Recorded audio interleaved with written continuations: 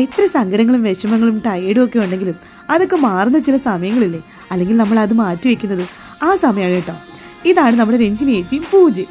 രഞ്ജിനി ചേച്ചി നിങ്ങൾക്ക് അറിയാമായിരിക്കുമല്ലോ, പൂജ ഞങ്ങളുടെ കണ്ണൻ്റെ അമ്മ. ഇന്നിട്ടതാണ് പൂജയ്ക്ക് അങ്ങനെ ഒരു പേര് കിട്ടാം.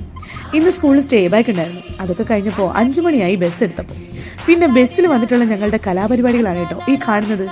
മൊത്തത്തിൽ പട്ടിയായി ടയേർഡായിട്ടാണ് കയറിയതെങ്കിലും ഞങ്ങളുടെ ഈ കളിക്കും ചിരിക്കുമൊന്നും യാതൊരു കുറവില്ല. പ്രത്യേകിച്ച് കാട്ടുകൂട്ടി രഞ്ജിനി ചേച്ചികളെ കൂടിയ പിന്നെ ആ ബസ് ബഹളത്തോടെ ബഹളാണ്. 2 എണ്ണത്തിലെ അടക്കി ഇരുത്താൻ വേണ്ടുന്ന പാട് സത്യം പറഞ്ഞാൽ 2നെ അടിച്ച് വെളിയിലിറക്കാൻ തോന്നും. എന്നാലും രസമാണ്. 2ന്റെ അട്ടഹാസം കാരണം ആർക്കും ഒന്ന് ഉറങ്ങാൻ പോലും പറ്റിയിട്ടുണ്ടാവില്ല ഇന്ന് ബസ്സിൽ. എന്തായാലും ഫുൾ ഹാപ്പി ആയിട്ടായിരുന്നു തിരിച്ചു വന്നത്. ഞാൻ പറയുന്നത് ശരിക്കും നമ്മുടെ ഓരോ നിമിഷവും ഓരോ സെക്കൻഡും നമ്മൾ അടിച്ചു പൊളിച്ചു പോകണം കേട്ടോ. സന്തോഷം നമ്മൾ തന്നെ കണ്ടെത്തണം. എനിക്കതാണ് കേട്ടോ കൂടുതൽ ഇഷ്ടം. എപ്പോഴും അതിനുവേണ്ടി ശ്രമിക്കാറുണ്ട്.